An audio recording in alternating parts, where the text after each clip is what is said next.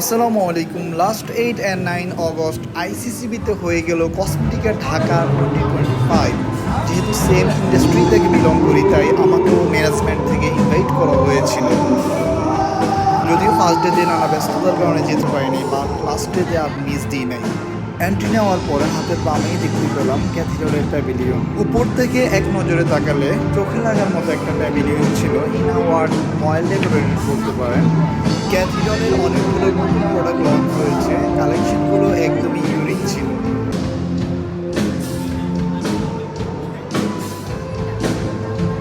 এরপর এদিকে দেখতে পাচ্ছেন কোরিয়ান প্যাভিলিয়ন। ওনারা স্পেসিফিক কিছু কোরিয়ান প্রোডাক্ট এবং সার্ভিস নিয়ে কাজ করে থাকেন। এছাড়াও এখানে ওনাদের ডার্মাটোলজিস্ট ছিল। ওনাদের প্রোডাক্ট এবং সার্ভিসগুলো একটু এক্সট্রা অর্ডিনারিও বলতে পারেন। সত্য কথা বলতে বাংলাদেশের স্কিন কেয়ার ইন্ডাস্ট্রিতে এখন কোরিয়ান প্রোডাক্টের হিউজ ডিমান্ড রয়েছে।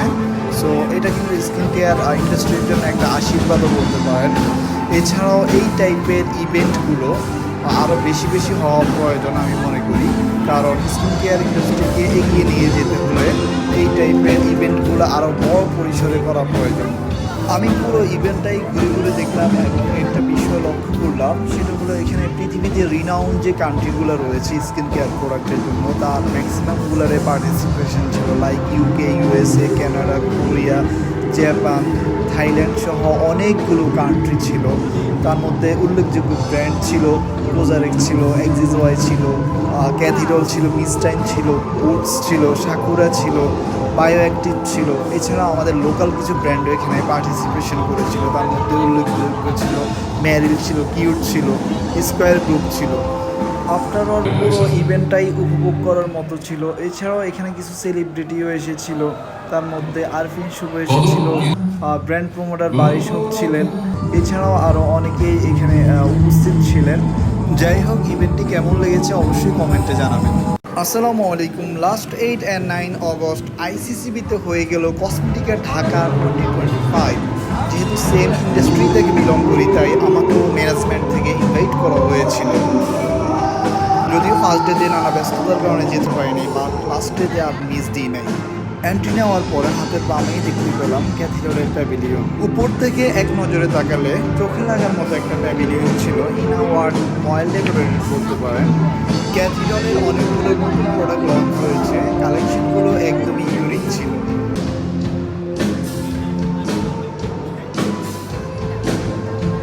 এরপর এদিকে দেখতে পাচ্ছেন কোরিয়ান প্যাভিলিয়ন। ওনারা স্পেসিফিক কিছু কোরিয়ান প্রোডাক্ট এবং সার্ভিস নিয়ে কাজ করে থাকেন। এছাড়াও এখানে ওনাদের ডার্মাটোলজিস্ট ছিল।